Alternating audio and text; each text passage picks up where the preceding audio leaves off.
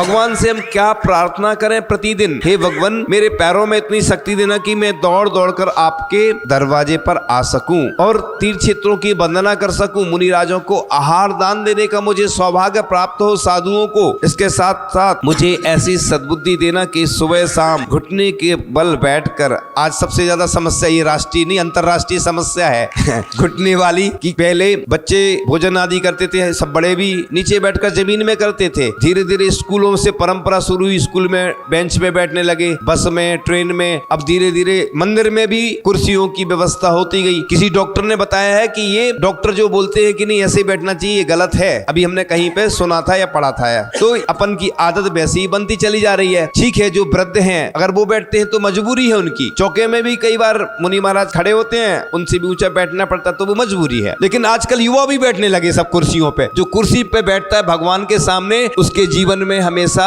Demotion होता है, promotion नहीं होगा, वो ऊंचा नहीं जा पाता है, वो नीचे जाता है, क्योंकि भगवान नीचे खड़े हैं। देखो आप, भगवान नीचे खड़े और हम उनसे भी ऊपर हो गए। तो पंच परमेष्टि के कभी भी इस प्रकार से नहीं बैठना चाहिए, मजबूरी है जिनकी वो अलग बात है। तो आज स्थिति ये होती चली जा रही है, इसलिए हे भगवान, मैं घुटने के बल बैठकर आपको नमस्कार कर सकूं, जब तक जीऊं जिह्वा पर आपका नाम आता रहे हो। आचार्य श्री भी हमेशा प्रतिदिन जब भी भगवान के दर्शन करते हैं यही भावना बातें, हे भगवान, मेरा जब भी कंठ अवरुद्ध हो, आपका नाम स्मरण करते हुए ही कंठ अवरुद्ध हो, यानी आप अंतिम मेरी श्वास जब भी निकले, आचार्य श्री प्रतिदिन भावना भाते हैं, दर्शन भगवान के करते हैं 3 बार, यही कि मेरा कंठ जब अवरुद्ध हो, आपका नाम लेते हुए ही मेरा कंठ अवरुद्ध हो। तो प्रेम से भरी हुई आंखें देना, श्रद्धा से झुका हुआ सिर देना, सहयोग करते हुए हाथ देना, ऐसे हाथ देना कि भगवान इन हाथों से मैं नमस्कार भी करूं, अच्छी अच्छी दर्भ चढ़ाऊं, और जितनी स्वर्ण की अच्छी, जहां से स्वर्ण निकलता है ना, वो सब आपको अर्पण कर सकूं। भावना में क्या जा रहा है, जितने रत्न हैं अच्छे अच्छे मैं आपको अर्पण कर सकूं भगवान, ऐसी भावना प्रतिदिन भाना चाहिए।